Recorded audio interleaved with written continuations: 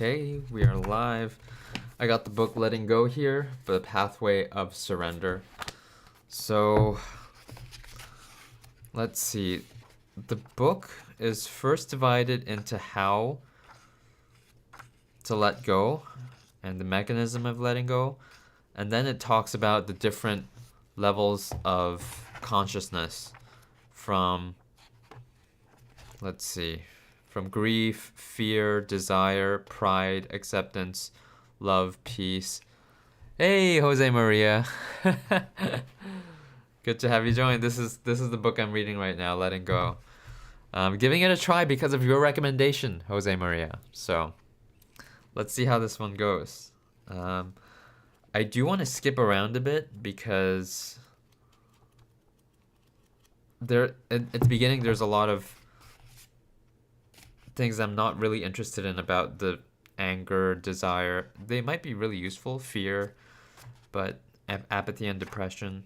But let me first go over my highlights, because my highlights are all about the process of letting go. So, what we are holding inside colors our world. Let's go to the next one. The mechanism of letting go. Letting go involves being aware of a feeling, letting it come up, staying with it, and letting it run its course without wanting to make it different or do anything about it. It means simply to let the feeling be there and to focus on letting out the energy behind it. The first step is to allow yourself to have the feeling without resisting it, venting it, fearing it, condemning it, or moralizing about it. It means to drop judgment and to see that it is just a feeling. The technique is to be with the feeling and to surrender all efforts to modify it in any way. Wall Street. Oh, that's a new person. Hey, Wall Street. Good to have you join us. I'm reading the book, Letting Go, Pathway of Surrender. Yeah, I haven't seen you before, but good to have you join us, Wall Street. The technique is to be with the feeling and surrender all efforts to modify it in any way. Let go of wanting to resist the feeling.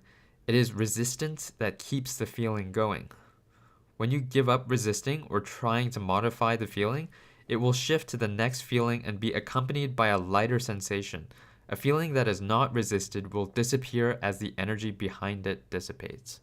Hey, Hams, good to have you join us. You're on time this time. I guess the internet in Egypt is not out for the whole country tonight. That's good to hear. As you begin the process. As you begin the process, you will notice that you have fear and guilt over having feelings. There will be resistance to feelings in general. To let feelings come up, it is easier to let go of the reaction having the feeling in the first place. A fear of fear itself is a prime example of this. Let go of the fear or guilt that you have about the feeling first and then get into the feeling itself. When letting go, ignore all thoughts. Focus on the feeling itself, not on the thoughts. Thoughts are endless and self-reinforcing, and they only breed more thoughts. Yeah, so we have to focus on the feeling, not the thoughts. That happened only yesterday, thankfully. Okay, that's good. Yeah. A countrywide internet outage does not sound good at all. Glad that's not a regular occurrence. To be surrendered means to have no strong emotion about a thing. It's okay if it happens, and it's okay if it doesn't. When we are free, there is a letting go of attachments. We can enjoy a thing, but we don't need it for our happiness. Great voice, Paul. Oh, thanks, Wall Street. I told you, Paul? What did you tell me? Oh, letting go. Are you talking about letting go of it?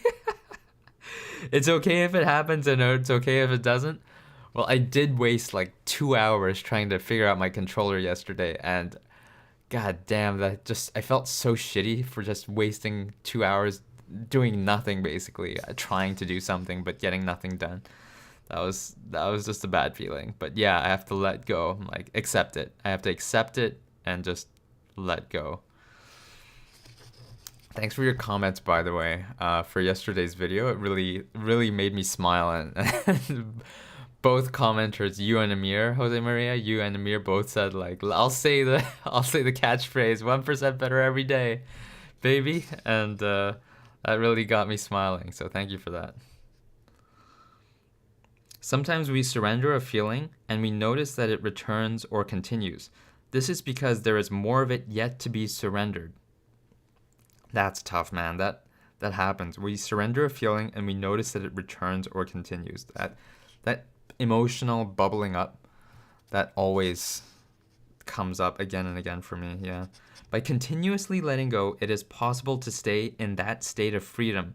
Feelings come and go, and eventually you realize that you are not your feelings, but that the real you is merely witnessing them. So it's akin to you are not your thoughts, you're the observer of your thoughts. I guess that's the same thing as you are not your feelings, you are the observer of your feelings. That's pretty... Haha. Yeah, Jose Maria, you cheered me up yesterday, so thank you for that. I just wanted to make sure you get that. When something is fully surrendered, it disappears from consciousness. Man, that is... When something is fully surrendered, it disappears from consciousness. It is so difficult to get.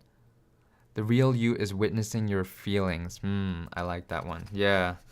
You're witnessing your feelings. You are not your feelings. Even though your feelings are so strong and overwhelming and it feels like it's everything when you're just feeling that. Ah, God, I hate when that happens. Let the resistance be there, but you don't resist the resistance. You are free. You don't have to let go. Nobody's forcing you. Look at the fear behind the resistance. What are you afraid of regarding this process? Are you willing to let go of that? Keep letting go of every fear as it arises, and the resistance will resolve. When letting go, it's not helpful to think about the technique. It's better simply to just do it. All thoughts are resistance.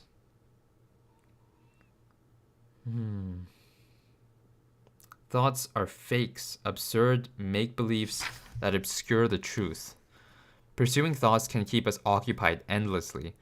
We will discover one day that we are right where we started. The real self is the space between the thoughts, or more exactly, the field of silent awareness underneath all thoughts. The real self is the space between the thoughts, the field of silent awareness underneath all thoughts. Man. Sorry to interrupt, but an idea. What if every sub you do 10 push-ups? Sure, let me write that in. But I don't know how I'm gonna get every sub. Someone has to tell me. Okay.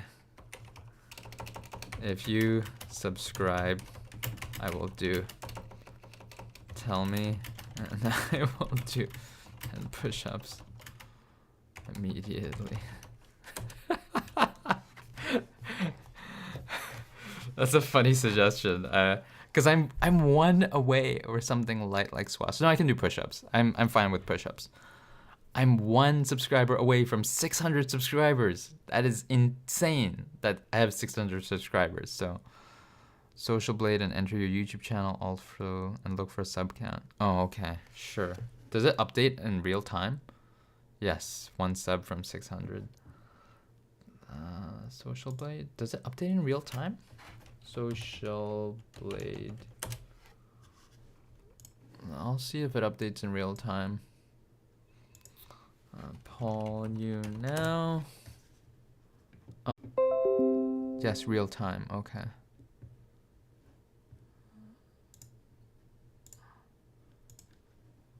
Paul, you now. Okay, I see it right here. I don't know if it'll update in real time because I have to refresh the page, right? I think I have to refresh the page.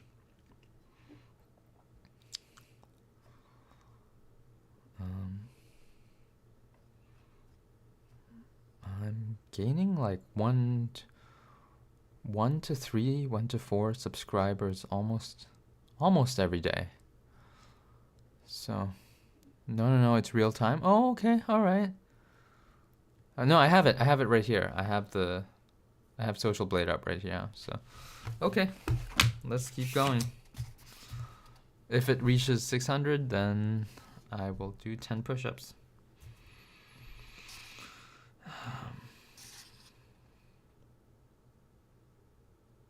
Oh. Yeah, this is pretty important. The higher we feel, the easier it is to let go. So I am not very high. I'm not super low, but I'm not super high either. Because that is not easy to let go for me. Here, I'm gonna unsubscribe. Where were we? Okay. Yeah, let's see. It's still 599, Jose Maria. It hasn't updated. I think I have to refresh the page. Because the page is static unless I refresh it, right? It went down. I have to refresh it. It's not changing. Nope. I refreshed it and it's still 599. No. It's taking a while. It's not immediate, unfortunately. Sometimes you will feel stuck with a particular feeling. Simply surrender to the feeling of being stuck. Just let it be there and don't resist it. If it doesn't disappear, see if you can let go of the feeling in bits and pieces. That's hard, man. When you're stuck, surrender to the feeling of being stuck. Just let it be there and don't resist it. Oh my god, that is so difficult to do. No, don't refresh it? Oh, okay. It's still 599, Jose Maria. It didn't go down to 598, so... Yeah. That is really hard. So... The bottom. The fastest way to move from the bottom to the top is by telling the truth to ourselves and to others. Interesting. Telling the truth. So the very bottom is shame at 20, guilt at 30, apathy at 50, grief 75, fear 100, desire 125, anger 150, pride 175, courage 200, starting to go into the positive, neutrality 250, willingness 310, acceptance 350, reason 400, love 500, joy 540, and peace 600. Those are the levels of consciousness. Mehdi Mosavi, yo, what is up, my dude? I just have to say Resident Evil original is better than Resident Evil 4 remake. Thank you. I totally agree with you, which was why I was playing the original Resident Evil 4 yesterday. Like, the remake, it's not bad. It's not a bad game, but it's just not as good as the original. The original is just so much better. Thank you for agreeing with me. I mean, I'm not the only one. We're not the only one who thinks that, by the way. Like, there are video essays on breakdowns of why the original is just so much better and more consistently better than the remake. I did beat the remake, and the remake was fun, but and the parts of it were improved and fun as well, but it disappointed me at the same time because the original was just so much better. So, yeah. Remakes are just a cash grab. I bought a PlayStation 5 for the remake. That's how much I was looking forward to it. And unfortunately, I was disappointed, but I still had fun. So I wouldn't say it was a waste of time, but I commented on your latest video with the link. Hopefully it shows up. Okay, let me check. Let me check, Jose Maria. Latest video. Studio.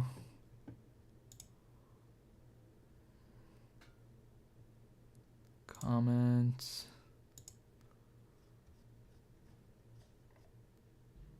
I don't see a comment on my latest video. The game stream failed controller, right?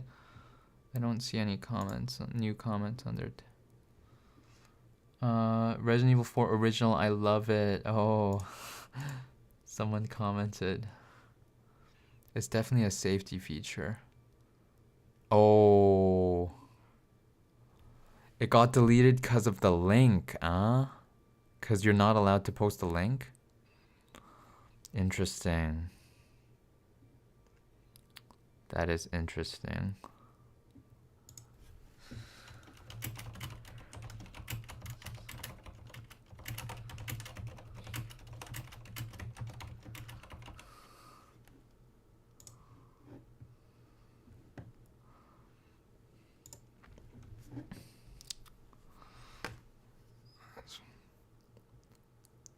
Safety feature on the game stream controller video. Yeah, that's too bad. I don't know. Oh, it went down to 598, but on Social Blade, it didn't go down to 598. It's still at 599.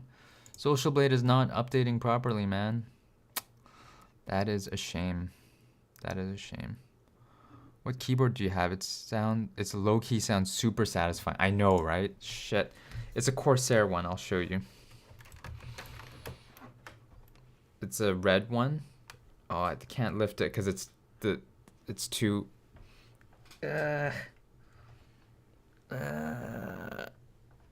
Corsair. I can't show you the top because it's too short.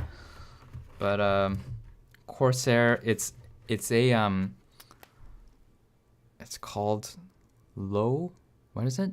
Silent keyboard. I think it's called a silent mechanical keyboard. So. Not super clicky. Yeah. Why not RGB? I didn't get RGB because this one didn't come in RGB. It's just simple as that. The reason I bought this one is because it was a silent mechanical keyboard. I wanted it to be quiet. I had a clicky one before. I did not like it. So that's why I got the silent keyboard. It just came in red, so I'm fine with that. I think I chose red or it just default came red, and yeah. So let's see.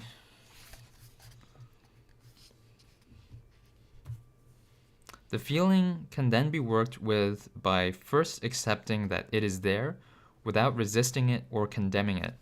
And then one begins to empty out the energy of the feeling directly by letting it be what it is until it runs out. If the feeling has been totally surrendered and let go, usually all thoughts associated with it will have disappeared entirely and been replaced by a concluding thought which handles the matter quickly. Oh man, so if it has been totally surrendered, all thoughts will disappear and you will have a concluding thought. I don't know if it's not easy to get to that state, man. I bet that old keyboard sounded like a typewriter. It's like a really loud. Oh, I missed your comment, Hams. Some feelings are so strong they take ages to get easier. Yes. Yes, it's because we're holding on to them and they're so strong. You're absolutely right. Letting go can be very useful in everyday life situations, but its use in life crises can be crucial in preventing and alleviating large amounts of suffering.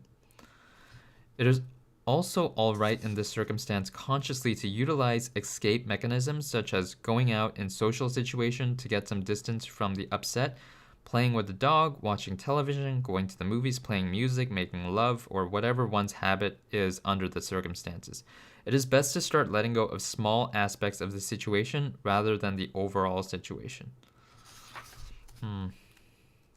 Handling a crisis from the emotional rather than the intellectual level will shorten its duration dramatically. So we have to handle a crisis from the emotional rather than the intellectual level. Will shorten its duration dramatically. Until the underlying emotion is surrendered, the thoughts will be engendered endlessly. So we have to surrender the underlying emotion, not the thoughts. We have to surrender the underlying emotion, not the thoughts. Fear of life is really the fear of emotions. It is not the facts that we fear, but our feelings about them. I think that's so true, man. Fearing life is just fearing all the emotions that we feel about life. So we're fearing our emotions. That's so true. Every emotional experience is an opportunity to go up or down. We have the opportunity to choose whether we want to hang on or let go of emotional upsets. This one. The part of us that wants to cling to negative emotions is our smallness. It is a part of us that is mean, petty, selfish, competitive, cheap, conniving, mistrusting, vindictive, judgmental, diminished, weak, guilty, ashamed, and vain. It has little energy. It is depleting, demeaning, and it leads to the lowering of self respect. It is the small part of us that accounts for our own self hatred, unending guilt, and seeking for punishment, sickness, and disease. Is that the part with which we want to identify? Is that the part we want to energize? Is that the way we want to see ourselves? Because if that's the way we see ourselves, that's the way others will see us. The world can only see us as we see ourselves. Hey, Donald Dump. Preach. The world can only see us as we see ourselves. If we see ourselves as the small self, that's the way others will see us. And then that's as much as I highlighted. And then it goes into the different stages of consciousness. Anger kills the angry person. That's just looking at numerous studies about people who are holding on to resentment and stuff like that. I won't get into the details, but measurements of cardiac health and physical stamina showed significant improvement after they let go and forgave instead of holding on to grudges. We should just delete that part of the brain, or is it what makes us us? Yeah, we can't delete it, unfortunately. I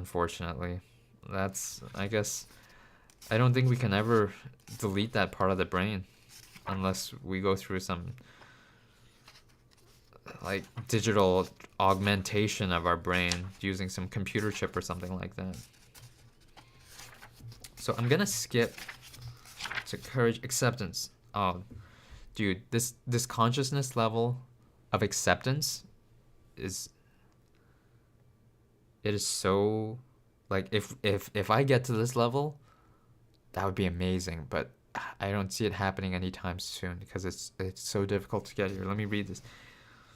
In acceptance, we enjoy the experience of harmony. We feel as though events are flowing. We feel secure. We can be of service to others without a feeling of self-sacrifice. There is a feeling, I'm okay, you're okay, it's okay. It is a feeling of belonging, connectedness, fullness, loving, understanding, the feeling of being understood. It is a feeling of caring, warmth, and self-worth. Because of the security of this state, we can allow ourselves to be soft, mellow, and natural. There is joy, and we feel in tune and relaxed. There is the feeling that it's all right to just be ourselves. Everything is perfect as it is. In the state of acceptance, there is a feeling that nothing needs to be changed. Everything is perfect and beautiful the way it is. The world is to be enjoyed. Amane. Hi, Paul. Ignacio. Hey.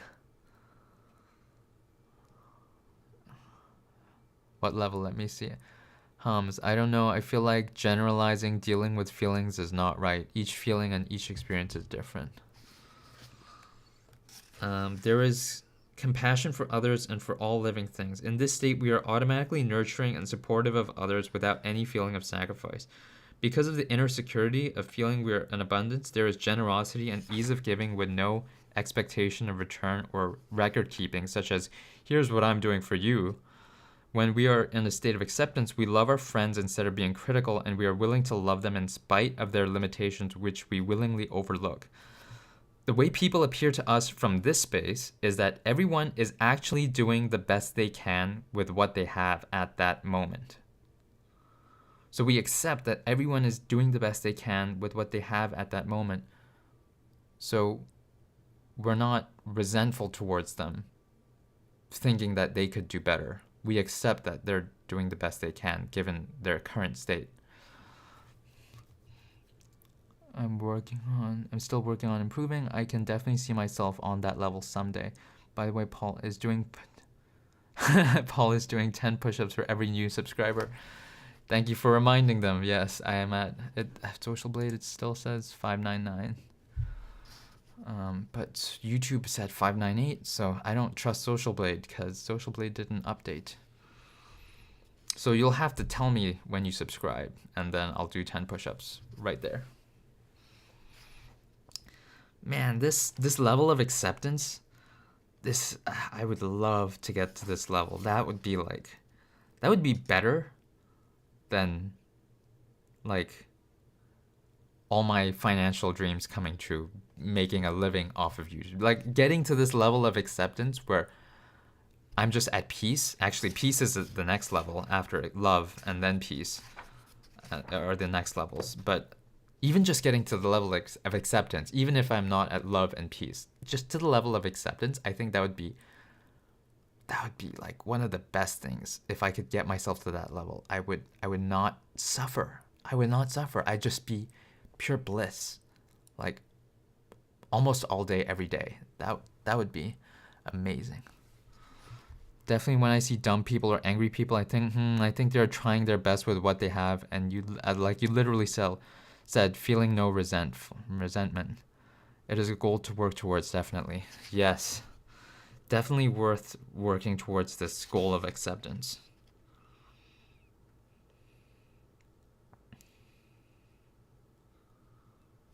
Let's see, where personal responsibility. The hallmark of this state is taking responsibility for our own consciousness. Interest in meditation and the various methods of inner contemplation is common. Spiritual and ethical matters become important. We may, for instance, attend religious retreats if we are religious, or we may engage in spiritual or humanitarian endeavors if we are oriented toward those spheres. The world is seen to be as harmonious, and any alteration of that appearance is realized to be a projection onto it of our own inner conflicts. On this level, there is the awareness that all negative feelings are our own problem, and there is no longer looking outside of ourselves for their resolution. I'm going to highlight that. On this level, there is the awareness that all negative feelings are our own problem, and there is no longer looking outside of ourselves for their resolution. But to be honest, I can't imagine myself I'm perfect and I should not change anything about myself. I think you can always improve no matter if you are on the very top. I don't think that's a conflict at all. I think once you reach acceptance, you strive towards improvement, but at the same time you accept the level you are at now. So there's no resistance. And even if you're working towards improving yourself, you accept your way as you are trying to get better. There's no conflict there, I think. It's all acceptance. There's no conflict with anything with acceptance, I think. There was, what was I going to say? Oh, yeah. David Hawkins, the author, David R. Hawkins, he said, if you view the purpose of this world as the evolution of consciousness, then the world is perfect as it is. All the suffering, all that, it's unfolding perfectly as it is, because the goal is not no suffering. The goal is evolution of consciousness. And over decades and centuries and millennia, humanity has been evolving consciousness-wise. So if that is the goal, then there is no thing to fix about the world, because we are constantly evolving, and that is the purpose of the world. So that was a very interesting statement by David R. Hawkins. It made me think, oh, so there is a view that the world is actually perfect as it is, if we view it not that there should not be any suffering, but that the purpose is the evolution of consciousness. That was a very interesting.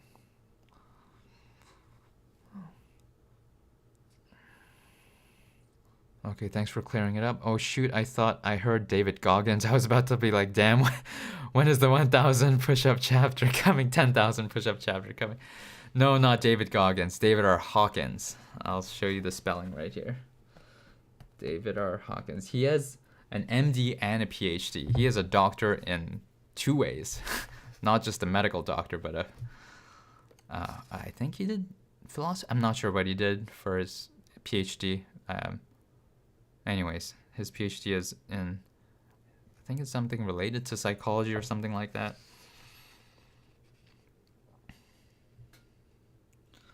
What becomes increasingly important is what we are becoming, not what we have or do. On this level, we take on the challenge of fulfilling our greatest inner potential and nurturing the potential and our dreams of others. What becomes increasingly important is what we are becoming, not what we have or do. I think we're being instead of having or doing. That is key. I think Mochi's coming in. Yep, she opened the door. She came in. Hello, Mochi. We become increasingly is what we are becoming, not what we have or do. You wanna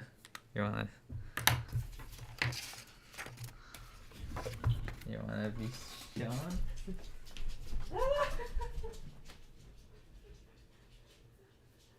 Oh, you made pee, Mochi, you made pee. I miss your pee. Say hello, Mochi. I missed her pee. I usually flush her pee if I get it in time with a little tray.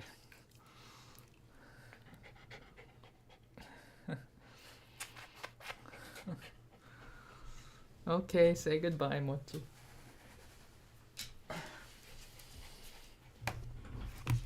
Hey, Mochi. Jose Maria says, hey, Mochi.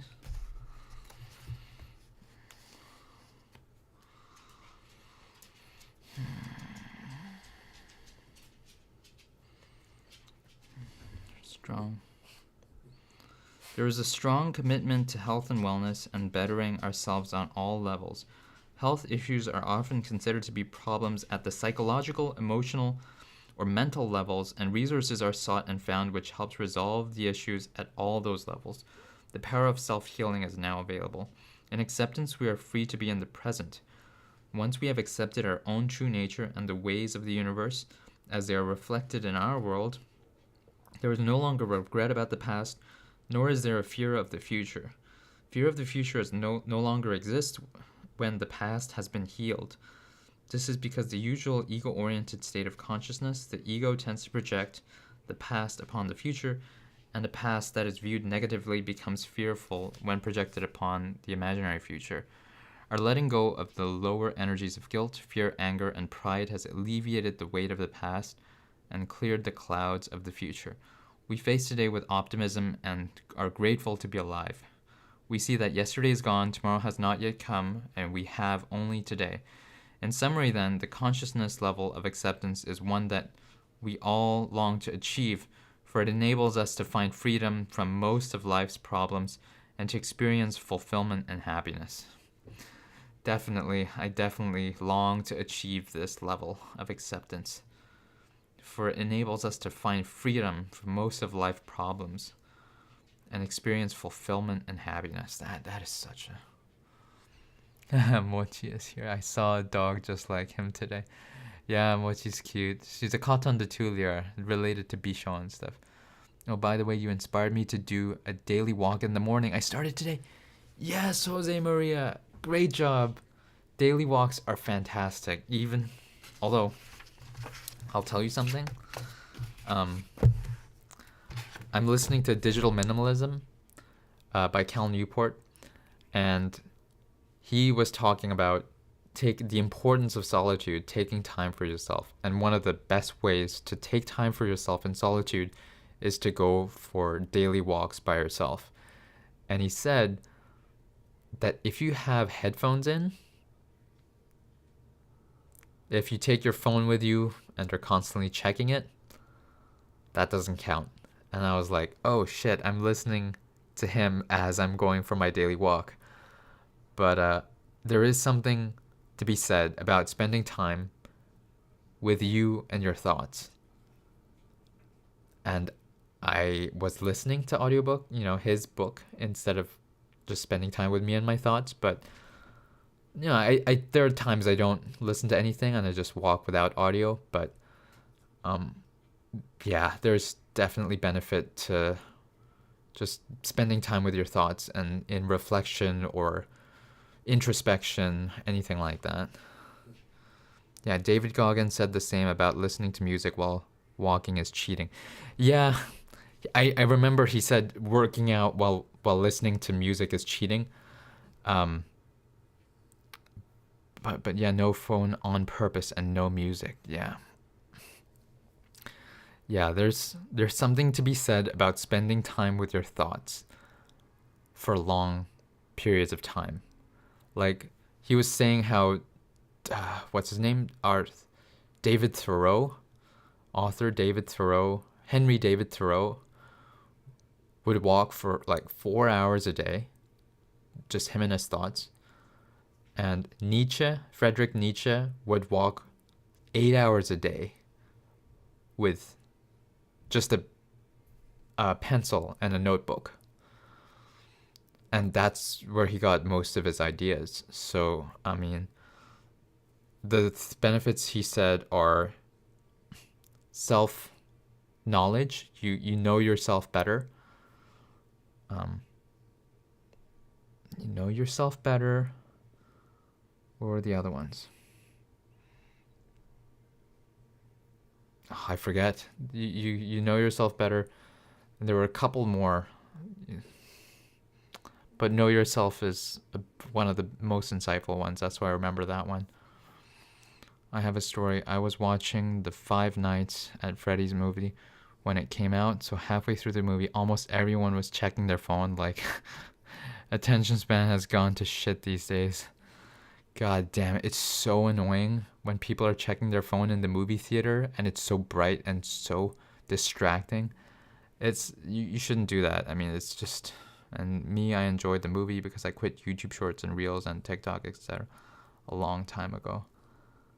Dude, people have no movie theater etiquette these days. They just don't give a shit about ruining the experience for other people. It is very disappointing and distracting and annoying that they do that. People checking their phone while eating, like, shake my head, what's the point? Yeah, it is sad to see people just constantly obsessed with their phones. I'm trying to... That's the whole point of why I'm listening to Digital Minimalism. He's saying, try to spend less time with your phone. Actively try to spend less time with your phone. Yeah, I know you're talking about other people. Yeah. The fact that you have that level of thinking, Jose Maria, I guess, is that you're just unplugged from your phone compared to most other people around you. So that's a good thing. When I'm alone, I usually try to read a book while eating breakfast. Yeah. Sometimes I just eat in silence. Sometimes I listen to music. Sometimes I listen to an audiobook. But oftentimes I'll just eat in silence. But just try to pay attention to the taste and the feeling of the food in my mouth. Yeah, I have my phases. Sometimes I do different things. That's good to hear, man, that you're not addicted to your phone, because, man, so many people have a low to medium level addiction to their phones, like spending at least 3 hours a day on screen looking at their phone. That's the average, by the way. 3 hours a day. 3 hours a day on their phone. Screen time. It's insane, dude. Love. Let's get to the next level. Love. Let's see. Love in everyday life.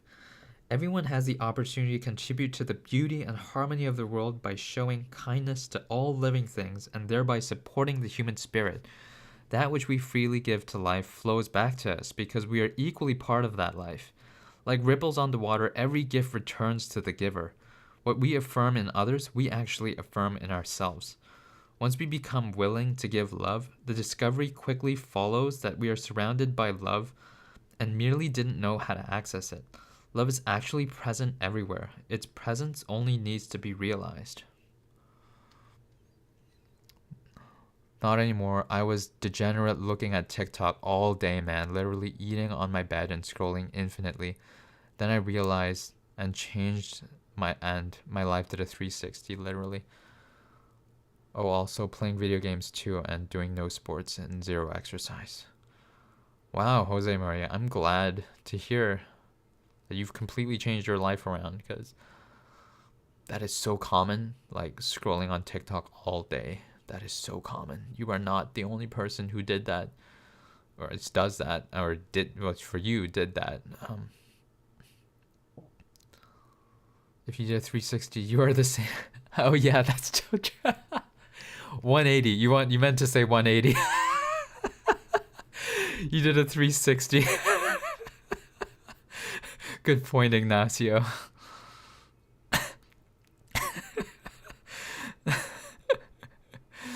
That's that was funny. That was really funny. Thank you, both of you, for just making me laugh. That was really funny. Don't be embarrassed, Jose Maria. That a congressman, a United States congressman, said they changed their mind 360 degrees about an issue, which means they didn't change their mind at all. That was so funny when I heard that. Like, oh my gosh. A congressman, a United States congressman, is at the same level of math as like a fourth grader, so or less than, right? I think you learn 360 or 180 and all that stuff in about the fourth grade, so.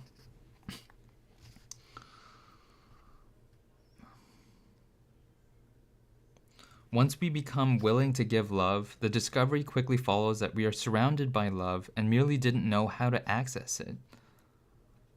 Love is actually present everywhere. The presence only needs to be realized. Holy shit, this sounds... I think this is true, guys. I think this is actually true. Love is actually present everywhere. Its presence only needs to be realized. There's this I'm watching this thing called Hot Seat by Owen Cook, Real Social Dynamics, RSD.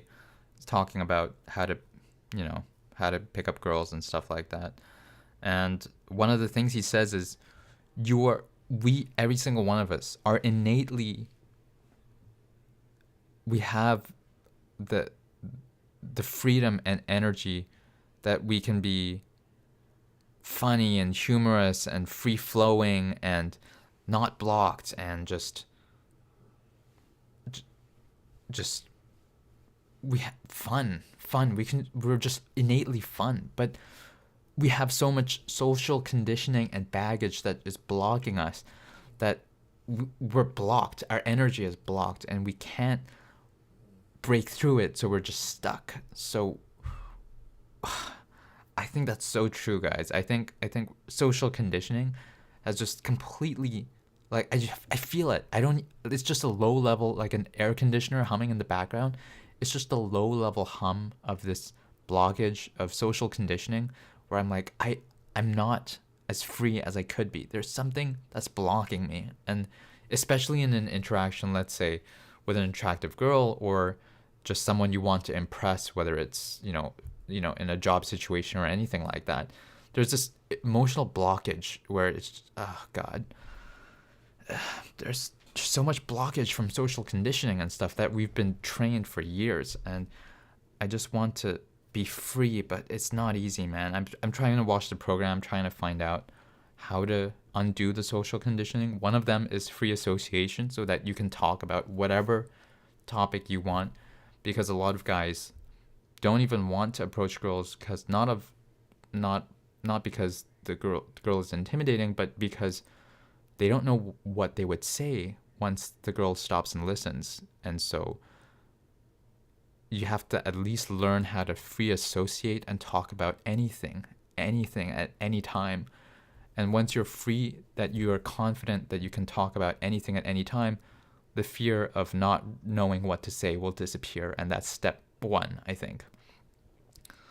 I think one wanting to impress the other is what partially conditions us. Yeah, this feeling of you and me separate, and this separation and this gap, I think, is what creates a lot of these bad social conditionings. If we're at this we setting, like this is what Owen was talking about in the program. He was saying if we're at this we, I am you, you are me. Obviously we have different forms, but we are essentially the same, and we're all coming at this as a group together, where we're sharing this moment together, and we're just collaborative. We're not competitive, we're collaborative. When you come from this collaborated feeling, I think that's one of the mental shifts, that where it's no longer you versus me, but it's you and me, it's a we. So he was talking about that, and I was trying to understand it, and I was like, I think he's getting at something. I think he's getting something there. If our conduct has to match our thought of what the other person perceives as impressive, how could we be free?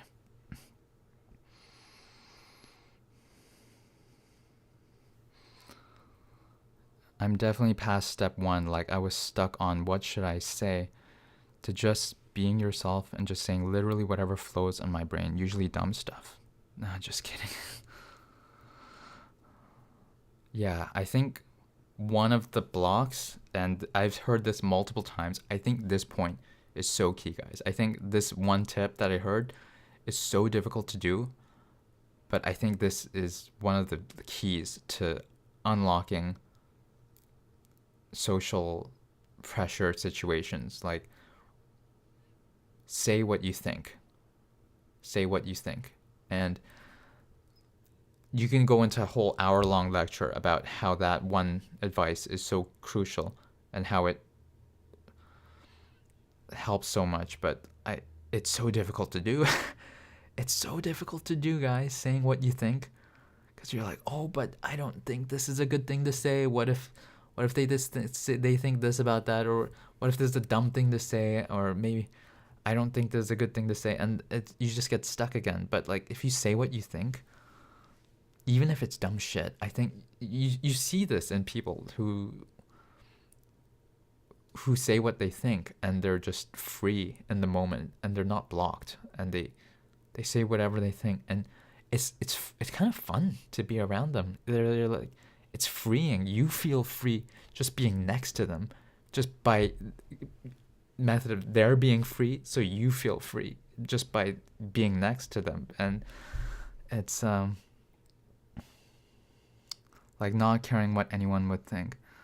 We are taught that being ourselves is not impressive in the first place, and we kill our art in an attempt for acceptance. Maybe we didn't receive much acceptance as kids, and we search for it as adults. Yeah. God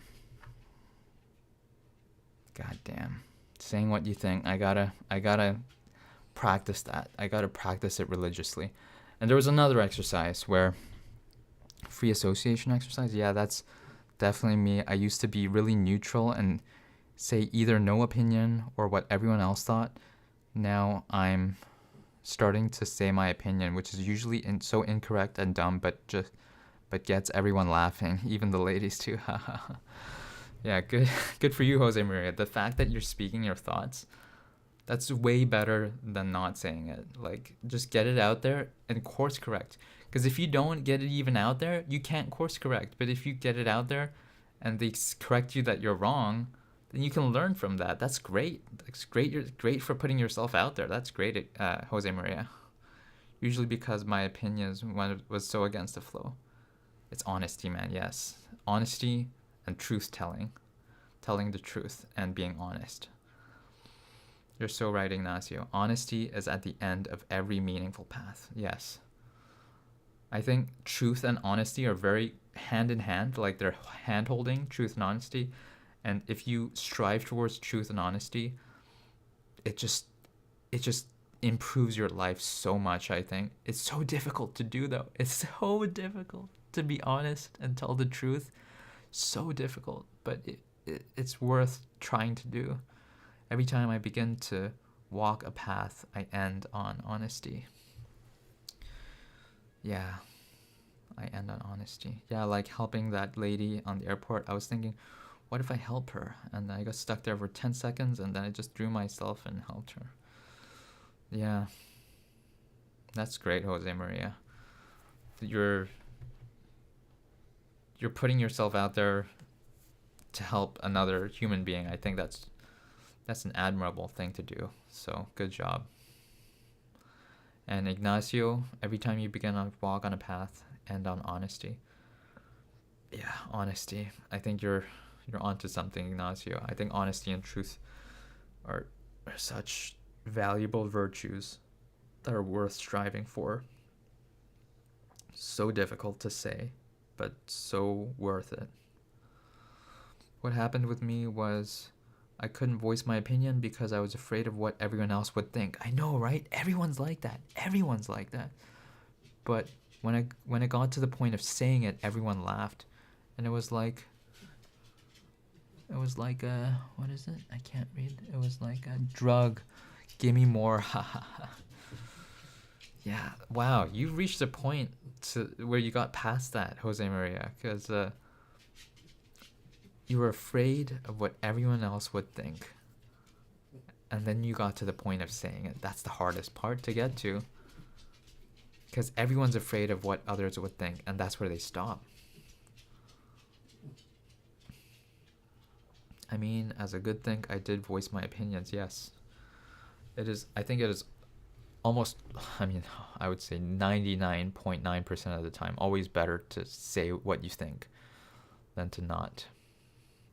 Unless it is coming from a small me, like absolutely lashing out, you want to just hurt someone or something like that, then probably just keep it to yourself. But like otherwise, saying what you think for the most part, I think is. Ignacio, did you ever feel like baggage was released from your back, Paul, by reading something, feeling something?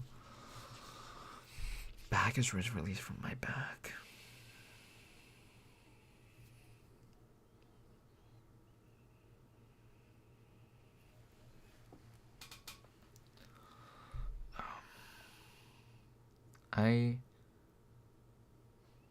I'll tell you one thing, and I don't know if I'm answering it exactly, but there was a time when I was manic, and I went to a house party of my friends, and one of my friends thought I was drunk and I wasn't. I was completely sober. Yeah, I definitely have a filter for stuff like that.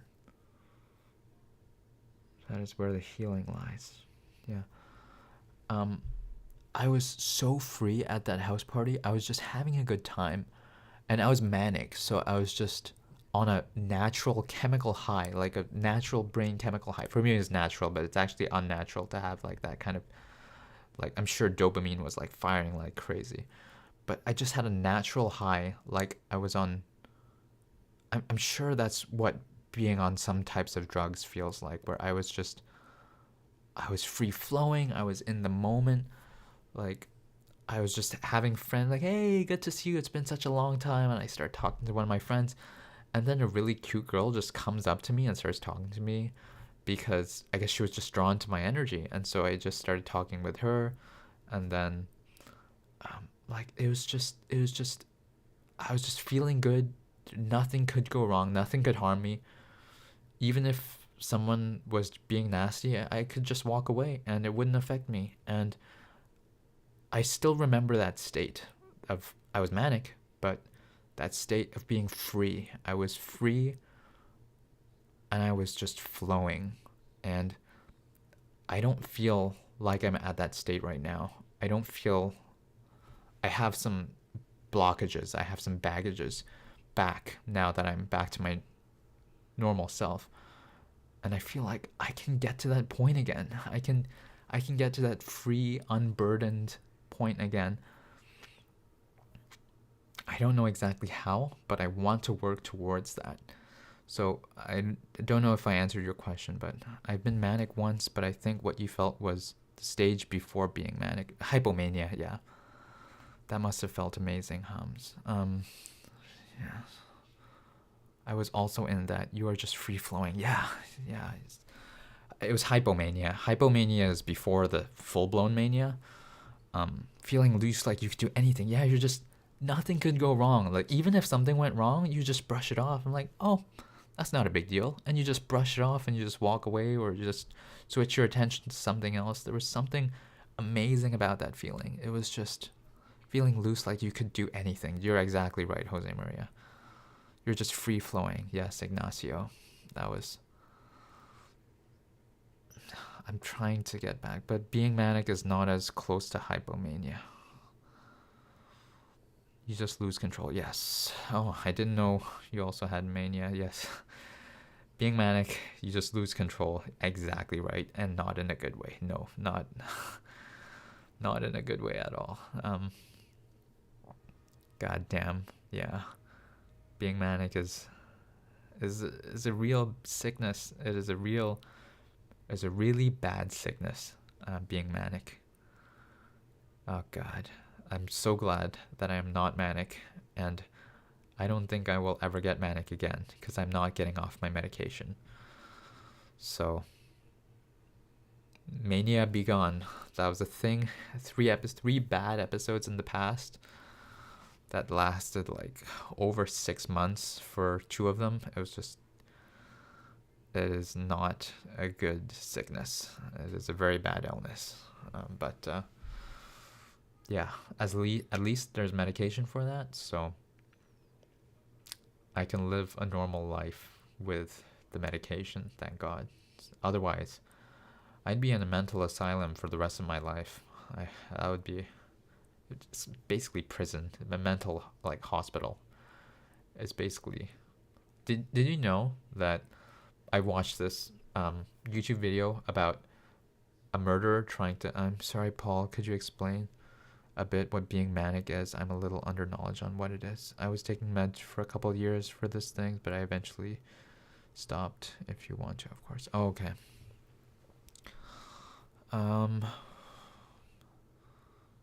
When my therapist thought it was time.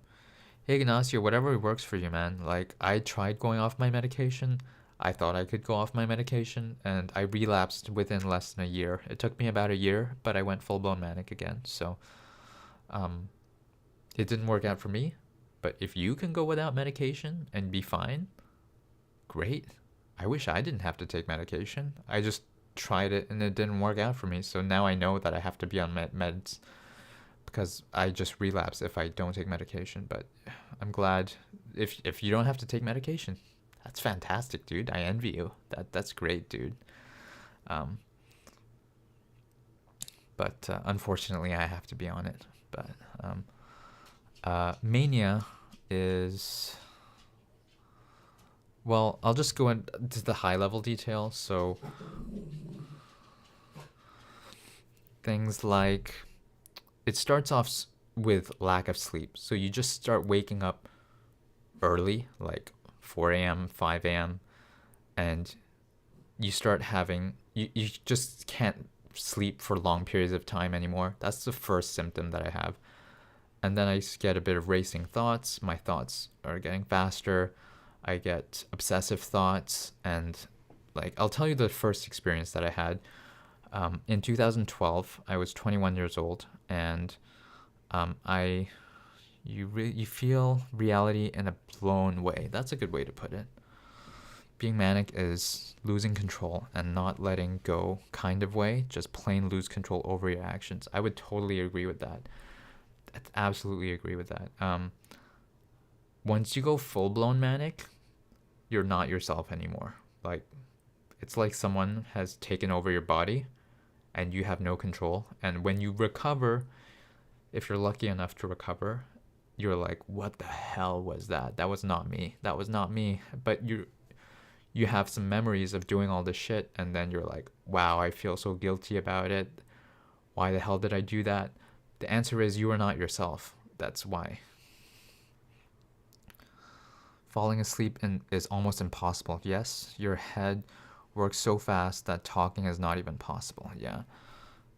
Your brain chemicals get fucked up. That's basically what happens. Like, the chemicals in your brain just misfires. this is something that happens in mental health issues, and it's very specific though. Yeah, only roughly 1% or a bit less have of the population have it, which is still pretty common. Like think about it, 1 in 100, or one in like probably 1 to 2 people of every 200 people have bipolar disorder, type 1 especially. It seems like you have type 1 as well, Ignacio. That's definitely type 1 if you lose control completely. Type 2 is not as severe manic episodes. They're like, that is something that happens. Yeah, it doesn't happen often. Like, sure you guys went through that. Yeah, thanks, Jose Maria. Yeah, it's just this illness that usually pops up in your teenage or early 20s years, and yeah, it's not it can be life ruining. Like another symptom of mania is that you spend all your money. You spend all your money. Like I spent all my life savings that I saved up to that point like twice, and so I just all that money that I saved up, you just spend all of it. You just emotional spending, whatever that you think, oh, just the title of this game sounds fun, and buying that makes me feel good. So even though I have no intention on playing that game, I just buy it. I just buy whatever makes me feel good at the time. So I just spent money on everything, and it was financially devastating. Relationships can be devastated because you say things, you lash out, you lose your temper, you're just really short tempered and hyper, and you're so sensitive that everything feels like a sharp knife stabbing at you, so you lash out at people. Yeah, but I don't like to call it bipolar. It definitely resists it in a concept context, but it's more of a symptom. Sorry you went through that, guys, and hoping it's gone and never back again. Thanks, Hams. Yeah, as long as I'm stay on my medication, I should be okay. I have an underlying thing you have going on that need healing and attention. Yeah, I don't like the misconception that the word bipolar disorder has either, because a lot of people, when they hear bipolar disorder, think it's a mood thing. They think, oh, you're just really bitchy sometimes, and then happy some other times, and then you're sad sometimes. But that's not it at all. Maybe type 2 is closer to that. I wouldn't even say it's exactly that either. But type 1 that Ignacio and I have is just it's way more serious than that. It's not a mood disorder. It's a psychosis disorder. Like, it's so serious. But people don't get that, so they think you're just a moody person if you say you have bipolar disorder, which is why it's usually not a good thing to just say it to strangers that you have bipolar disorder, unless they know you for some time and they've seen you stable for a long time. Then I don't mind sharing it, but because then by that point they already seen me for a while, so they don't judge based on that, right? Or at least they're like, oh, but okay, this guy seems normal despite having that illness. Like, give them the opportunity to see you when you're normal most of the time, and then share it. Okay, I'm definitely one of those people that thought that bipolar was a mood thing. Damn, yeah. For all my life, I thought it was that. Yeah, thanks for letting me know. Yeah, that's great, Jose Maria. It's not their fault that people think that it's a mood disorder. That's just what the stereotype is. So it makes sense that they think that. So yeah, there's nothing necessarily. It's no one's fault that they think that, but it's just incorrect. So we have to be careful when we are telling other people that we have bipolar disorder, or otherwise they're like, oh, you're really moody, you're dangerous to be around, you're unpleasant to be around. That's the general stereotype that people have. So not good to share it too early.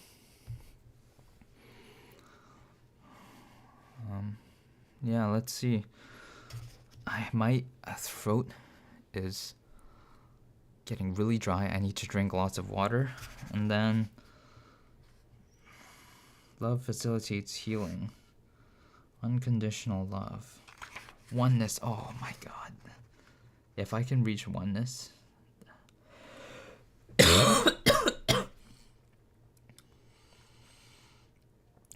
In this state, the total oneness of all things has greater sense of reality than the ordinary perceptions of self in the world, and it can only be described as profound. Oh my gosh. If I can reach this state of oneness, that would be great. Thanks for letting me know. I'm glad you learned something, Jose Maria. That's great. In peace, there is no longer any conflict.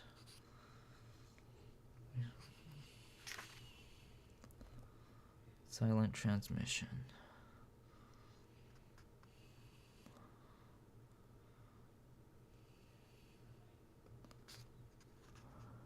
Oh yeah, I drink lots of water. Heard it's really good for you. I drank around 3 liters a day. That's great, Jose Maria. Yeah, I drink lots of water too. I usually drink so much that I have to pee like every 30-40 minutes sometimes. That's how much I drink sometimes. Let's see. I think I'm gonna end it here. And then I did my workout today, which was really good. I'm glad I got that in. It's because I listened. The reason I did my workout is because I listened to this YouTube video about the most aesthetic parts that you have to work out to look good. Number 1 was shoulders. Number 2 was arms. Number 3, chest. Number 4, back. So I have to constantly hit my shoulders and arms the most, and then chest and back. So shoulders and arms, that's what I did today. Having a water bottle easily accessible was the key to drinking a shitload. Yeah, that's great, Jose Maria. So what I think I'm gonna do is I'm gonna drink some water. I don't know if I wanna keep talking and reading. I do wanna play a bit of Resident Evil 4.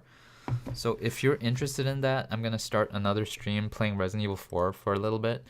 But in the meantime, I am going to end the stream now and go grab a glass of water and then start streaming again in about 5-10 minutes. Yeah, biceps. So arms includes biceps and triceps. So yes, biceps are very important. Shoulders, number 1 important because it gives you like width. So like shoulders and biceps, triceps, shoulders and arms. Yeah, so important. Yeah, so I think I'm gonna end the stream now and then start streaming Resident Evil 4 in very soon, 5-10 minutes. So if you're interested in that, you feel free to join. If not, I'll just be having fun playing Resident Evil 4 by myself. So yeah, I'll see you guys there if you're interested. Bye. Thanks for tuning in, guys. I really appreciate it. I'm glad to have chatted with you guys, all of you who came on. Yeah, but when the biceps get pumped, it looks crazy. Speed bumping. Okay, thanks, Jose Maria. Okay, yeah, I had a bit of a pump today, and it felt good afterwards. I gotta keep going, man. I gotta keep going. I gotta keep working out. Okay, I'm gonna end the stream now. I'll start a new one.